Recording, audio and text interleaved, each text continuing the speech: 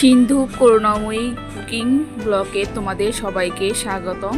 আশা করি তোমরা সবাই ভালো আছো।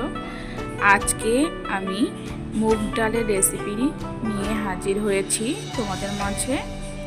আজকে আমি মুগ ডাল দিয়ে সিম দিয়ে রান্না করব। তার এই জন্য আগে আমি মুগ ডালটা কিছুক্ষণ ভিজিয়ে রেখেছিলাম, তারপরে আমি সিদ্ধ করেছি।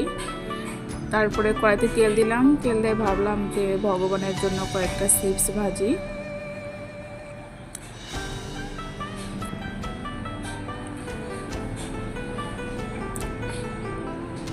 আমার চিপস ভাজা হয়ে গেছে, তেলটা বেশি আছে। আমি আজকে তোমাদের দেখাবো কতটা অল্প তেল দিয়ে ডাল রান্না করা যায়।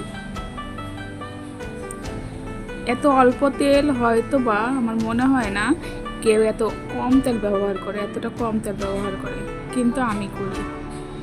তেল বেশি দিলে যে ডালটা খুব সুস্বাদু হবে এমনটা না। অনেকে বলে ডালের নাকি কোনো টেস্ট হয় না। তাদের উদ্দেশ্য করে বলছি যে ডালের অবশ্যই নিজস্ব একটা স্বাদ আছে। মশলা ছাড়া কোনো মশলা ইউজ করিনি, তেজপাতা, শুকনো মরিচ আর জিরা। দেখুন,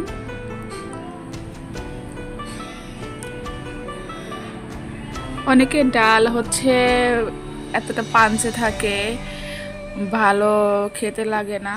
তাদের বলছি যে আসলে ডালটা ভালো করে ফুটাতে হবে, এতবার গরম করতে হবে কিছুক্ষণ। এরকমভাবে যখন ফুটতে থাকবে, যত বেশি জাল দিবেন তত বেশি ডালের টেস্টটা বাড়বে।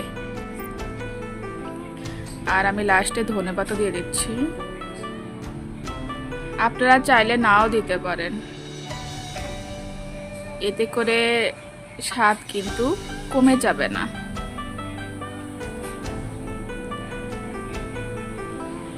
তবে মনে হলো আমাদের পাশের বাসার এক বোনের কথা। ওই বোনের মা একদিন আমার মাকে বলছিল যে যেদিন আমি ডাল রান্না করি সেদিন আমার 1 পোয়া চাল বেশি লাগে। মা বলল কেন?